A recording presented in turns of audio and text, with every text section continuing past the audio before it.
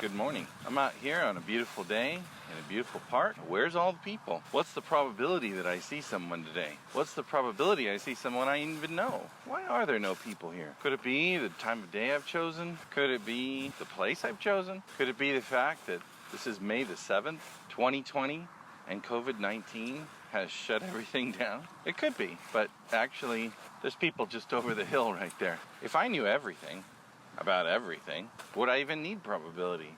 Wouldn't I just know everything? Sure, but this isn't a philosophy course. This is a video on conditional probability.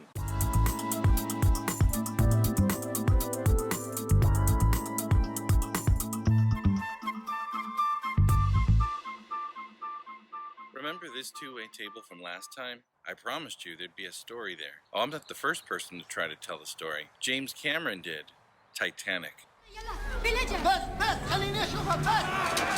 God's sake, man, there are women and children down here!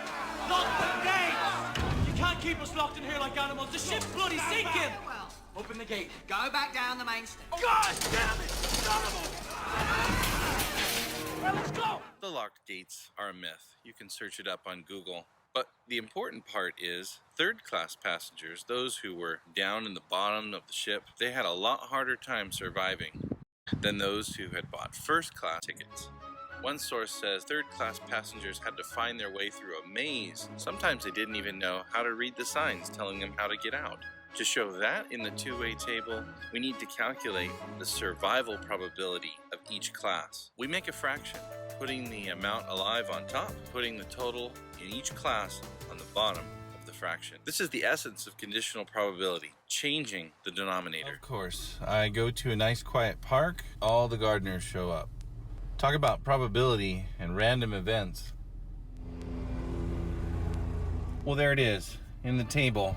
The cruelty of class. If a first-class passenger is randomly selected, there was a 62% chance of survival, but a third-class passenger only had a 25% chance. That's not the end, it's the beginning for an investigator. The next question for them is why. For the purpose of this video, let's see how we can apply this to a wide range of applications. So first, we'll look at notation. Notation is read the probability of A given B, or the probability of a third-class passenger given that you know that they're alive.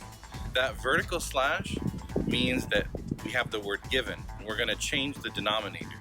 That B has already happened in our mind. We already know that they're alive. We just want to know, if you survive, what's the chance you did buy a third-class passenger ticket? The chance of survival for everyone was 32%. If you give me some more information, I can get you a more accurate prediction. Group of ladies taking their early morning walk, arguing about algebra, apparently.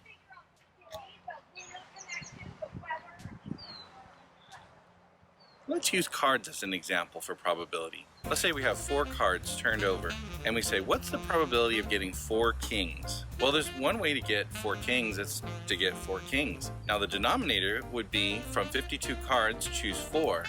And we can use a calculator to figure that out. It's about 270,000. So 1 in 270,000, the chance of getting 4 kings by turning over 4 random cards from a deck of cards. What if I told you some more information? What if I told you all of the cards are face cards? Does that change everything? Does that change the probability? You bet it does. Now, the denominator is going to change. The numerator is still 1. There's still one way to get 4 kings. Now, since there's only 12 face cards in a deck, I only have to choose 4 from the 12. So 12C4, and that answer is 495. So now the probability has increased to 1 out of 495. So let me make this extremely plain for you. When we say given, it means that we are changing the denominator of the probability fraction.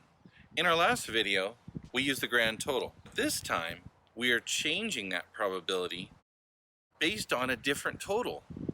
The total of what is given. Based on a different total. Based on a different total.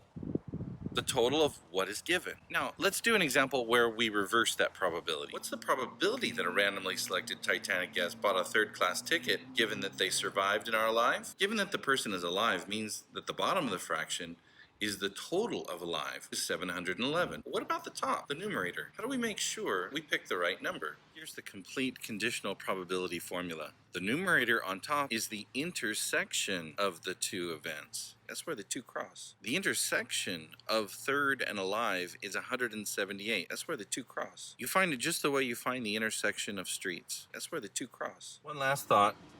Does reversing the positions make a difference? In other words, does it really matter what is given? These fractions are not the same.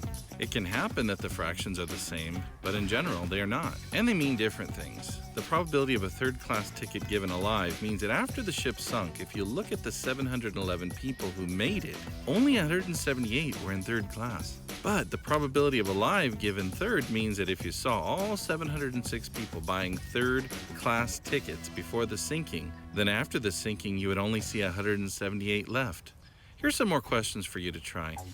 Michael Jordan's 95-96 Bulls were perhaps the most dominant NBA team ever, posting an incredible 72 wins.